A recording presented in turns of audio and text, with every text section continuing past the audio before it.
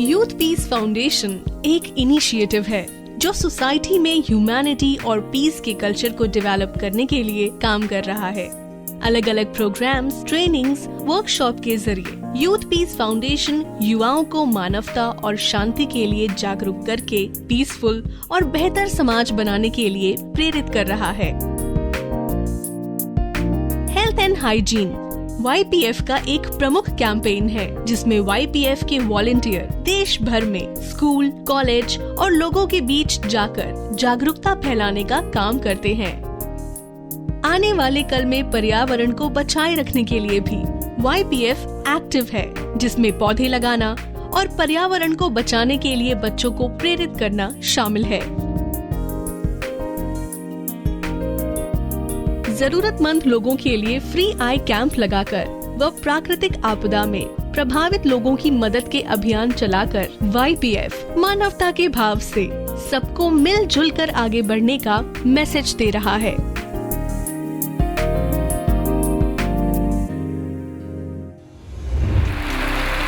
प्रेम रावत जी एक लेखक, मानवतावादी और अंतर्राष्ट्रीय स्तर पर प्रसिद्ध वक्ता हैं।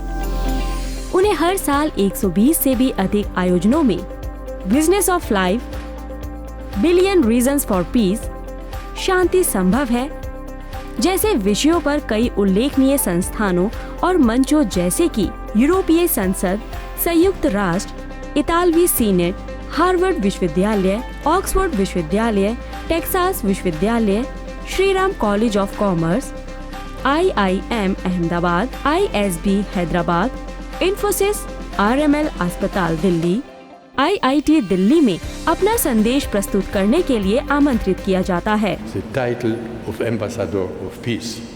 हर आयु, वर्ग और संस्कृति के लोगों को प्रेरित करने की विशेष प्रतिभा के कारण कई सरकारी व शैक्षणिक संस्थानों ने उन्हें शांति दूत की महान उपाधि से सम्मानित किया है।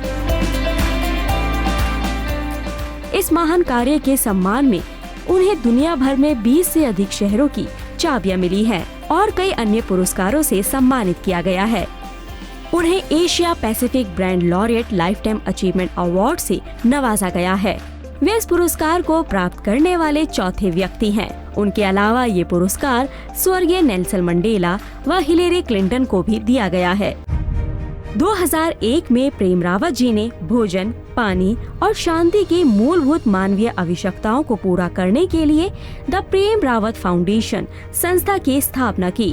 प्रेम रावत फाउंडेशन एक अनोखा प्रयास है जो रांची, नेपाल और घाना में बच्चों व बीमार लोगों को पौष्टिक भोजन उपलब्ध कराता है। TPRF कई संस्थानों, विश्वविद्यालयों, जेलों व सैन्य और अर्ध सैन्य व्यक्तियों के लिए शांति कार्यक्रम भी आयोजित करता है। इस शांति कार्यक्रम में कई सत्र हैं, जो कि दुनिया भर में आयोजित हुए प्रेम रावत जी के कार्यक्रमों के अंशों पर आधारित हैं। ये सत्र प्रत्येक प्रतिभागी को व्यक्तिगत शांति, प्रशंसा, गरिमा, आत्म जागरूकता, स्पष्टता, आशा और संतोष के बारे में और जानने में मदद करते हैं। ये सत्र सभी आयु वर्ग के लोगों द्वारा पसंद किए जाते हैं क्योंकि इसके द्वारा वे अपने जीवन को आनंदमय बनाने के लिए आवश्यक अपने अंदर स्थित आत्मबल के बारे में सीखते हैं। आज के समय एक सवाल सबसे ज्यादा आ रहा है कि लोग परेशान हैं, चाहे वो कोरोना महामारी हो या उसके इफेक्ट्स जैसे जॉब का चले जाना, पैसे की किल्लत, जरा सी बीमारी से टेंशन। मतलब इस समय हर कोई मेंटली परेशान है। तो ऐसे में इन हालातों से कैसे निकला जाए कि हम इन प्रॉब्लम्स के बाद एक बैलेंस जिंदगी जी सकें। हर एक मनुष्य के पीछे समस्या है,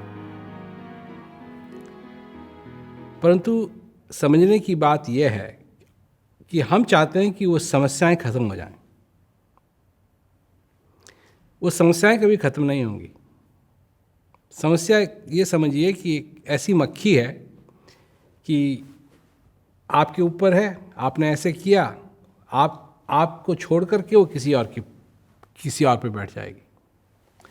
तो समस्याएं तो ऐसी हैं कि हम ही उनके विक्टिम्स हैं मनुष्य को ही वो परेशान करती हैं और वो पता नहीं कितने रूप में आती हैं, जाती हैं, और इस पृथ्वी पे वो समस्याएं बनी रहती हैं। अर्थात समस्या वही हैं, आदमी बदलते रहते हैं। तो जितने मनुष्य हैं उतनी आप समझिए कि समस्याएं हैं, और समस्या सबके पीछे लगी रहती है। मनुष्य ढूंढ रहा है समस्याओं का समाधान, मैं इनसे कैसे बचूं। तो समस्याएं तो समस्याएं हैं। तो समस्याओं से दूर होने का क्या हाल है? दूर या नजदीक, इनसे आप नहीं हो सकते, ये तो आपके पीछे लगेंगी। बात है आदमी के दृष्टिकोण की कि क्या ये सचमुच में मेरी समस्या है या नहीं, मैं कौन हूं और ये समस्या क्या है। कौन नहीं है। अब कई लोग हैं जो कहते हैं कि हमको ये रहता है कि ये काम समय पे करना है, ये काम हमको निभाना है। बड़े से बड़े लोग और छोटे से छोटे लोग। एक बस स्टैंड पे खड़ा हुआ अपनी घड़ी को देख रहा है कि मेरी बस लेट हो गई, मैं काम देर से पहुंचूंगा, उसको भी चिंता है। एक ऐसा जो कि करोड़ों का कॉन्ट्रैक्ट साइन करने के लिए जा रहा है, वो भी अपनी घड़ी को देख रहा है कि अगर मैं टाइम पे नहीं पहुंचा तो हो सकता है ये कॉन्ट्रैक्ट साइन ना हो सके। चिंता तो वही है और सबको सता रही है। परंतु हम कभी इस बात को इस तरीके से नहीं देखते हैं कि एक दीवार है इधर, और इसका मैं आपको कई बार इसका रेफरेंस दूंगा, क्योंकि ये सारी चीज़ को एक कॉन्टेक्स्ट में बांधती है। एक तरफ वो दीवार जिससे हम होकर के आए जब हमारा जन्म हुआ, और एक वो दीवार जिसमें हम प्रवेश करेंगे और कहाँ जाएंगे, क्या होगा, हमको कुछ नहीं मालूम। तो एक जन्म है, एक मरण है, और इसके बीच में सब कुछ है। आप चाहते क्या हैं? और मैं तो लोगों से कहता हूं, अगर अब दुखी समय चल रहा है, थोड़ी देर इंतजार करो, सुखी समय आ जाएगा। जब सुख हो जाएगा, थोड़ी देर इंतजार करो, फिर दुख आ जाएगा, और फिर दुख आ गया तो फिर थोड़ी देर इंतजार करो, फिर सुख आ जाएगा। तो ये होता रहता है, होता रहता है, होता रहता है, होता रहता है। परंतु जाना क्या, पहचाना क्या, किस चीज को समझे कि ये जिंदगी इन चिंताओं से मुक्त होने के लिए नहीं है। अपनी जिंदगी में और परेशानियां हमारे पीछे पड़ी रहती। किस चीज के पीछे पड़ना चाहिए? इस दुनिया के अंदर आप अगर सुकून से रहें, और सुकून वो जो आपके हृदय से आता है, जो आपके अंदर से आता है, जो अपने आप को समझने में आता है। ये नहीं है कि बाहर सब कुछ बदल जाएगा, बाहर सब कुछ नहीं बदलेगा, समस्याएं तो फिर भी आएंगी, परंतु आपको जीने का तरीका मिल जाएगा, आपको वो रास्ता मिल जाएगा जिससे कि वो परेशानियां आपको परेशान ना करें। एक बार परेशानियां अगर परेशान करना छोड़ दें तो वो परेशानियां नहीं रहती। आई गई, आई गई। भगवान ने आपको एक चीज दी है, वह है सब्र। और लोग कितना सब्र करते हैं, छूट गया लोगों का। दौड़ रहे हैं परंतु ये नहीं मालूम किसके पीछे। फिर मैं कहता हूं, एक वो दीवार जब पैदा हुए, एक वो दीवार जब आपको जाना है। भागिए, जाएंगे कहां? जाएंगे कहां? ये एक ऐसी रेस है, ये एक ऐसी दौड़ है कि अगर आप उल्टा भी भागना चाहें तो इधर ही भागेंगे। यहां से आए, यहां जाना है, इसको कोई नहीं टाल सकता। इस तरफ भागेंगे तो इसी तरफ जाएंगे, इस तरफ भी भागेंगे तो भी इसी तरफ जाएंगे। ये एक ऐसी रेस है, ये एक ऐसी दौड़ है कि आदमी किस चीज के पीछे दौड़ रहा है? इस चीज के पीछे दौड़ रहा है। इस चीज के पीछे दौड़ना अच्छा नहीं है, क्योंकि ये तो होगा। कब आता है आदमियों को चैन? रिटायरमेंट के बाद अपने आप से जीना मुश्किल हो जाता है। अपने आप से जीना मुश्किल हो जाता है। ये देखिए, एक दिन काम पे जा रहे हैं, सब कुछ है, और दूसरे दिन रिटायर्ड। अब क्या करेंगे? कोई कुछ करता है, कोई कुछ बिजी रहने की कोशिश करते हैं। क्यों? जेलों में सबसे बड़ी सजा क्या है? Solitary confinement. जब मनुष्य को हर एक चीजों से हटा करके बंद कर देते हैं। अब वो उसके पास कौन है? सिर्फ वो है, और वो अपने साथ नहीं जी सकता। कभी सीखा ही नहीं, कभी सीखा ही नहीं। लोग ऐसी जगह हो जाते हैं, कभी खो गए, जंगल में खो गए, और कोई है ही नहीं, सिर्फ वही है। बाप रे बाप, बचाओ बचाओ बचाओ बचाओ। क्यों? अपने आप से जीना कभी सीखा ही नहीं। और इस जिंदगी में जिसने जीना ही नहीं सीखा, तो उसके लिए जिंदगी है या नहीं है, परेशान है या नहीं है, एक ही चीज है, और हर एक चीज उसको परेशान करेगी। तो बात परेशानियों से बचने की नहीं है, क्योंकि मैं तो ये कहता हूं कि बारिश तो होगी, पर अगर छाता है तो भीगने की जरूरत नहीं। अब बात है भीगने की, बारिश की नहीं। बारिश तो होगी, पर क्या आप भीगना चाहते हैं या नहीं? हमको अच्छी तरीके से मालूम है, जब सर्दी का मौसम आता है लोग कंबल निकालते हैं। क्यों? सर्दी तो होगी, वो तो मौसम है, सर्दी तो आएगी, पर ये जरूरी नहीं है कि आप ठंडे हो जाए, आपको ठंड लग जाए। कंबल ओढ़िए, जाकेट ओढ़िए, स्वेटर ओढ़िए, पहनिए। तो ये बात है। और जो समझदार लोग हैं वो इस पे अमल करते हैं कि ये तो होगा, जब तक मैं हूं परेशानियां तो आएंगी, परंतु मेरे को परेशान होने की जरूरत नहीं।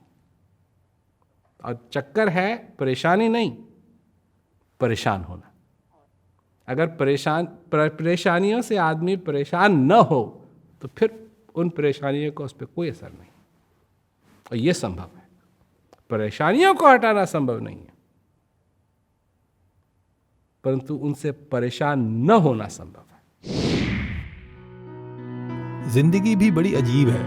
हम कभी बहुत खुश होते हैं और दूसरे ही पल दुखों का पहाड़ टूट पड़ता है। ऐसा क्यों होता है? और अगर ऐसा होना ही है तो क्या कोई ऐसा तरीका है जिससे हम इन सब चीजों से बच सकें? जब आपके जीवन में कोई इम्तिहान आता है, यहां कई लोग बैठे हैं जो स्कूल नहीं जाते अब, या जाते भी हैं तो पढ़ाने के लिए जाते होंगे। अब उनको ऐसा लग सकता है कि भाई इम्तिहान तो हमने तब दिया था जब हम छात्र थे। नहीं जी, आप चिंता मत कीजिए, आपके जीवन में भी इम्तिहान आते रहते हैं। अभी जिस कक्षा में आप हैं उस कक्षा में भी आपके जीवन के अंदर इम्तिहान आते रहते हैं। उनको आप हो सकता है इम्तिहान ना कहें पर समस्या कहें, पर वो इम्तिहान आपके जीवन में आते रहते हैं। और जो बच्चे यहां बैठे हैं उनको तो मालूम ही है कि उनके तो इम्तिहान और आएंगे, और जब इम्तिहान आएंगे तो बुरा हाल भी होता है। क्यों?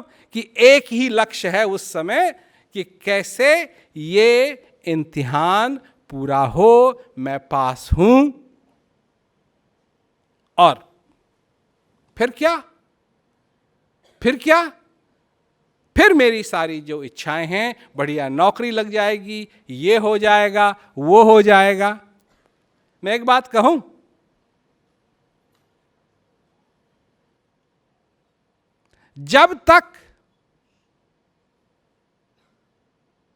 जब तक आप जीवित हैं इस दुनिया के अंदर,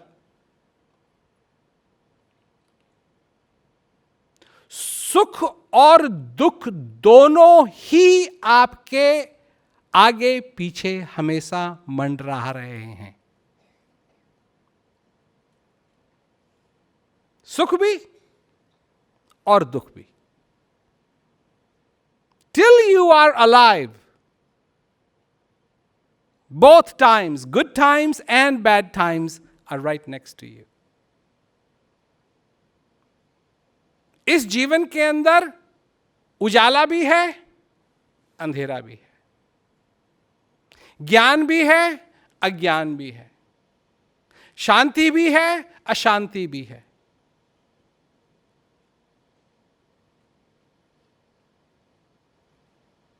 दोनों चीजें, और ये कभी खत्म नहीं होगा। जब तक आप जीवित हैं ये कभी खत्म नहीं होगा।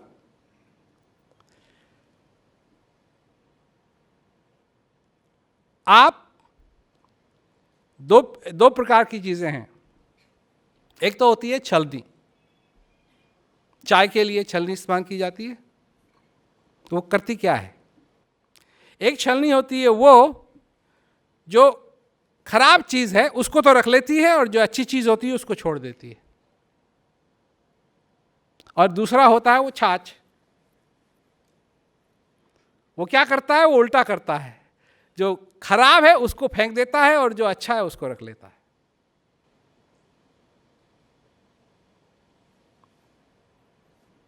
इन दोनों में आप कौन से हैं?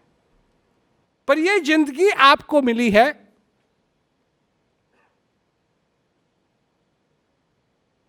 ये जिंदगी आपको मिली है, और इसको क्या आप सचमुच में चला रहे हैं या नहीं?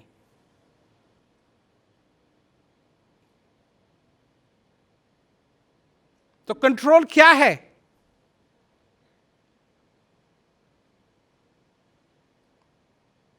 क्या आप उस तरफ भी बढ़ रहे हैं कि आपके जीवन के अंदर शांति हो? क्या आप उस तरफ भी बढ़ रहे हैं कि आपके जीवन में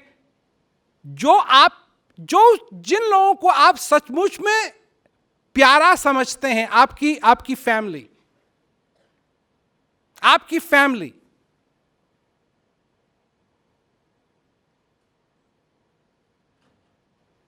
बात करेंगे शांति की, हम बात करते हैं। चलिए आप अपनी फैमिली से चालू करिए।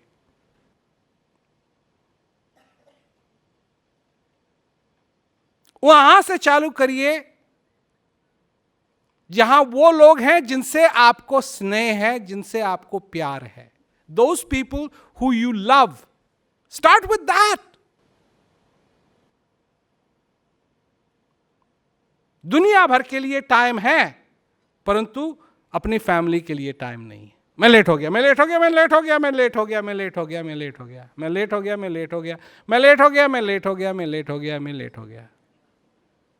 काहे के लिए लेट हो गए? क्या लेट हो गए? ताकि और लोगों के साथ बैठ के गप सप मार सकें।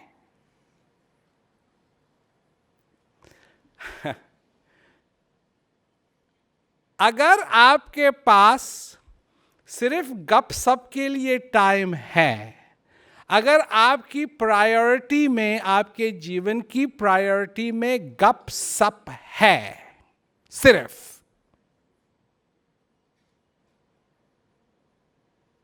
तो ये स्पष्ट है कि आप वहां कार के स्टीयरिंग व्हील के पीछे बैठे तो जरूर हैं, पर गाड़ी कोई चला नहीं रहा है। यहां से चालू करिए अपनी कहानी। चाहे आप चाहें न चाहें, आप अपनी कहानी हर रोज लिख रहे हैं। You are writing your book every single day. उसके लिए समझना जरूरी है। उसके लिए कम से कम अब, और आप चाहते हैं कि और आपका मार्गदर्शन करें, परंतु आप भी तो कुछ अपना मार्गदर्शन कीजिए कि मैं अपने जीवन के अंदर ये चाहता हूं और ये मेरे जीवन के अंदर संभव है। तो मैं ये कहना चाहता था आपसे, शांति आपके अंदर है। इस तक हासिल करने के लिए क्या करना पड़ेगा?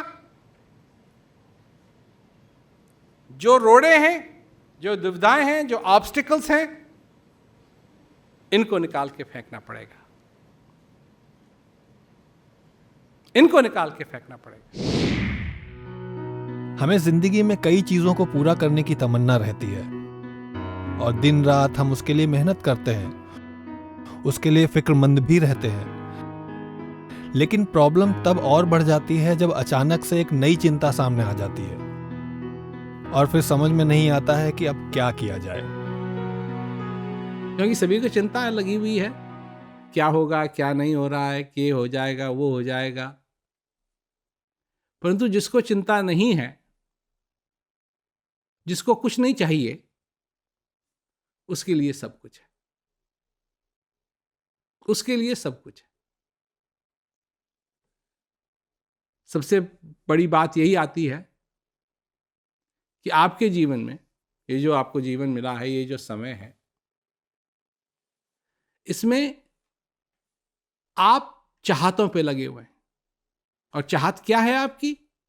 सबसे बड़ी चाहत आपकी ये है कि जो औरों की चाहत है, सुनिए सुनिए इस बात को, कि सबसे बड़ी चाहत आपकी ये है कि जो औरों की चाहत है आप उसको पूरा करें। जो और लोग आपके जिंदगी के अंदर, चाहे वो आपके भाई हों, बहन हों, आपके मित्र हों, आपके क्या कहते हैं माता हों, पिता हों, आपके रिश्तेदार हों, आपके क्या कहते हैं बॉस हों, आपके कहीं कोई भी हो, जो उनकी, जो वो लोग, जो बाहर के लोग हैं और लोग हैं जो तुमसे अपेक्षा करते हैं, तुम उस अपेक्षा को पूरा करने में लगे हुए हो। और होता क्या है? होगा यही कि यही करते करते करते करते करते करते करते उनको खुश करते हुए सारा समय पूरा हो जाएगा। और जब वो समय पूरा हो जाएगा तब कहेंगे कि मैं अपने आप को तो खुश नहीं कर पाया, सबको खुश करने की कोशिश की, कोई खुश हुआ नहीं, और अब समय सारा निकल गया है, खाली हाथ आया था और खाली हाथ ही मैं यहाँ से जा रहा हूँ। मैं चाहता हूँ कि ये ना हो। सबसे बड़ी बात है कि ये ना हो तो वो हो जो हो रहा है। जो होगा, अभी इस कोरोना वायरस को लेके सबकी यह है कि क्या होगा क्या होगा क्या होगा। अच्छा, जब ये कोरोना वायरस का जो सारा सिलसिला है जब ख़त्म हो जाएगा तब सबका ध्यान जाएगा क्या हुआ क्या हुआ क्या हुआ क्या हुआ। तो अभी लगा हुआ है क्या होगा, फिर जाएगा क्या होगा, हो गया, क्या हो गया क्या हो गया क्या होगा, इन्हीं पे सबका ध्यान जाएगा। तो अभी क्या होगा, फिर क्या हो गया, इसी में सभी लोग रहेंगे और क्या हो रहा है इस पे किसी का ध्यान नहीं जाएगा। तो समझने की बात है, समझने की बात है कि कैसे, किस प्रकार हम उस चीज तक पहुंच जाए जो हो रहा है। जो हो रहा है वही सब कुछ हो रहा है, वही आनंद है, वही सचमुच का आनंद है जो हो रहा है। क्या हो रहा है? ये श्वास आ रहा है, जा रहा है, ये हो रहा है। क्या हो गया? वहां नहीं। क्या होगा? वहां भी नहीं। पर क्या हो रहा है वहीं सब कुछ है। और जब तक हम अपनी जिंदगी में इस बात को नहीं समझ लेंगे कि वो चीज कितनी जरूरी है जो हो रहा है, तब तक हमारा ध्यान कहीं और रहेगा। बात तो ध्यान की है। ध्यान कहाँ था? किस चीज को देख रहे थे? क्या कर रहे थे? अगर आप जा रहे हैं, बस में जा रहे हैं, कार में जा रहे हैं, कहीं भी जा रहे हैं, और बहुत सुंदर सी चीज है, पर क्या कहते हैं, वो चीज जो है, जो सुंदर चीज है, वो कार के एक तरफ थी और आप कार के दूसरी तरफ देख रहे थे, कार की खिड़कियों से दूसरी तरफ देख रहे थे। जो चीज सुंदर थी वो एक तरफ थी और जो आप देख रहे थे वो दूसरी तरफ थी। तो किसी ने कहा तुमने वो देखा कि कितनी सुंदर थी? तुमने कहा नहीं। क्यों? क्योंकि ध्यान कहीं और था। ठीक इसी प्रकार ध्यान हमारा कहाँ चले जाता है? किस चीज पे ध्यान दे रहे हैं? उस पे ध्यान दे रहे हैं जो है, या उस पे ध्यान दे रहे हैं जो होगा? और जो होगा वो इसलिए तो होगा क्योंकि वो है नहीं। जो होगा वो इसीलिए होगा क्योंकि है नहीं। जो है उसको हो गया कि क्या जरूरत है? वो तो है। और वो जो समय है, जो है, उसमें सब कुछ है। वो अविनाशी उसी में है जो वो समय है, उसमें नहीं है जो होगा या हो गया। ये जो कोरोना वायरस है ये तो है, परंतु एक चीज और भी हो रही है, और वो जो हो रही है वो बहुत सुंदर चीज है। और वो है कि तुम जीवित हो, तुम्हारे अंदर ये श्वास आ रहा है, तुम्हारे अंदर ये श्वास जा रहा है, और तुम इसका आनंद उठा सकते हो, तुम इसका आनंद ले सकते हो। प्रश्न होता है, प्रश्न उठता है कि क्या तुम वो कर रहे हो, इसका आनंद ले रहे हो? इस जीवन का, कोरोना वायरस का नहीं, इस जीवन का। ये जो समय है ये तो खत्म होगा, ये तो पूरा होगा। कोरोना वायरस जो है, ये जो एक हिस्सा है, ये तो खत्म होगा। इसके बाद आप किस तरीके से रहेंगे? क्या आपने अपने जीवन में क्या सीखा है? कुछ सीखा? क्या आप उस सीख को अपने जीवन में आगे बढ़ाएंगे? कुछ आपने जाना? तो समझने की बात है, सोचने की बात है, और अपने जीवन को सचमुच में सफल बनाने की बात है, क्योंकि ये जो कुछ भी हो रहा है ये तो खत्म होगा, पर हमको अपना जीवन सफल बनाना है उससे पहले कि सब सारा खेल जो है, ये है जीवन का खेल, खत्म हो। तो सोचिए आप इन प्रश्नों के बारे में, और आगे क्या होगा वो नहीं, क्या हो रहा है उस पर भी ध्यान देना शुरू कीजिए, क्योंकि आनंद वहां है। क्योंकि सृष्टि को रचाने वाला, रचने वाला वो उस जगह है जो हो रहा है, तुम्हारे अंदर है, अब है। इसको जानो, इसको पहचानो और अपने जीवन को सफल बनाओ। एक संदेश जो पहचान कराता है खुद से खुद की। संदेश प्रेम रावत जी का, जो पिछले 5 दशकों से संसार में लोगों को सुकून का एहसास करने में मदद कर रहे हैं। टाइमलेस टुडे ऐप की मदद से ये संदेश आप देख सकते हैं कभी भी, कहीं भी, जिसमें है प्रेम रावत जी के शांति संदेशों के ऑडियोज और वीडियोज, साथ ही उनके होने वाले कार्यक्रमों की लाइव स्ट्रीमिंग, और ये सब उपलब्ध है हिंदी और अंग्रेजी भाषाओं में। कोई भी हो टाइम या कोई भी टॉपिक, कहीं भी, कभी भी, तो आज ही डाउनलोड करें और फोन या ईमेल द्वारा अपना अकाउंट रजिस्टर करें। YPF टीम नियमित रूप से पूरे भारतवर्ष के अलग अलग हिस्सों में मानवता व शांति की संस्कृति का विकास करने के लिए अनवरत रूप से प्रयासरत है, चाहे फिर वो लॉकडाउन के पहले का समय हो या लॉकडाउन के दौरान। यदि हम लॉकडाउन से पहले की बात करें तो YPF टीम द्वारा गवर्नमेंट स्कूल्स में स्वास्थ्य एवं स्वच्छता अभियान, जिस तरह से यूथ को मोटिवेट करने के लिए, स्पेशली जो सैनिटेशन के लिए आप लोगों ने ये जो कैंपेन शुरू किया है, ये हम सब के लिए, पूरे बांदीकुई वासियों के लिए एक बहुत अच्छा मैसेज है कि वो किस तरह से हम अपने बच्चों को, स्पेशली अपने जो यूथ है उनको मोटिवेट करें कि वो साफ़ सफाई के प्रति और इसके अलावा हेल्थ के प्रति भी वो थोड़ा अवेयर रहे।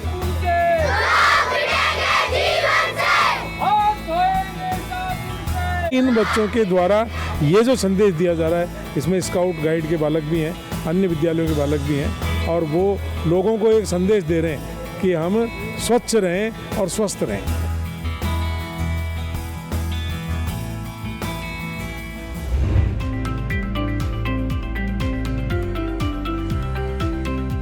कॉलेज, ऑफिस और पुलिस लाइन शांति शिक्षा कार्यक्रम, वृक्षारोपण कार्यक्रम। हमें हर 6 महीने पे एक प्लांट लगाना चाहिए ताकि हम अपने अर्थ को बचा सकें और इससे पोल्यूशन में भी काफ़ी कम होता है। पेड़ में भी जान होती है, जैसे कि हमें जान होती है, पेड़ में भी जान होती है। वो हमारे लिए बहुत ज़रूरी होते हैं, हमको ऑक्सीजन प्रदान करते हैं। मैं सिर्फ एक बात कहना चाहूँगा, save plant save your life.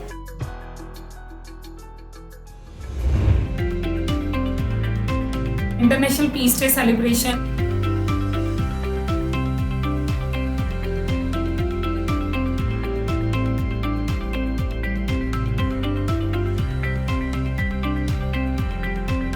Women's day celebration.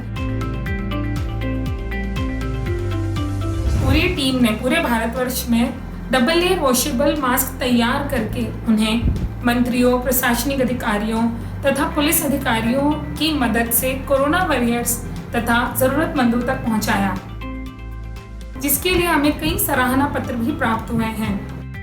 Team ने 1 लाख से भी अधिक मास्क बनाने का संकल्प लिया है और इसमें हम सभी आपकी भागीदारी चाहते हैं।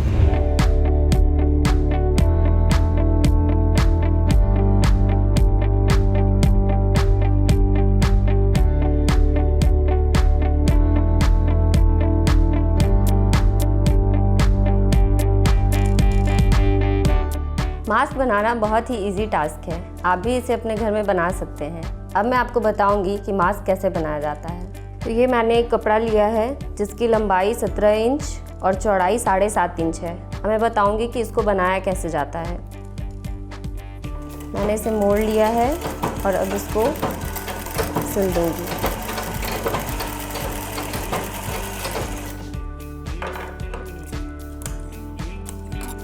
ऊपर से 1 इंच छोड़ के अब इसमें 3 फोल्ड करेंगे और फिर इसको सिल देंगे।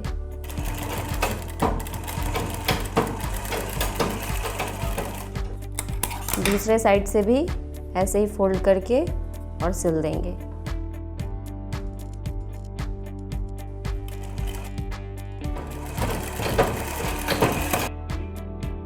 अब इसमें 4 इंच लंबी और 1.5 इंच चौड़ी पट्टी इस पे लगाऊंगी।